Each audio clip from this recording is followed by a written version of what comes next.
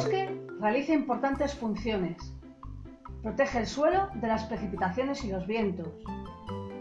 Reduce la reflexión solar y mantiene la humedad del suelo.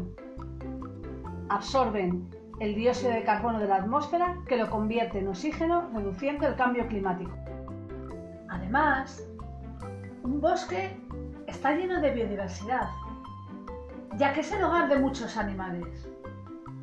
Nos proporciona materias primas como madera, corcho, fruta, setas o miel, y nos genera bienestar y ocio. ¿A quién no le gusta dar un paseo por el bosque? Como veis, la lista de beneficios es muy larga. Pero el hombre actúa de forma poco respetuosa, colaborando con la reducción de los bosques mediante la deforestación para realizar monocultivos, la sobreexplotación de los recursos que nos ofrece o los incendios indiscriminados. Como consecuencia, se produce la desertización, pérdida de biodiversidad y causa emisiones de gases de efecto invernadero.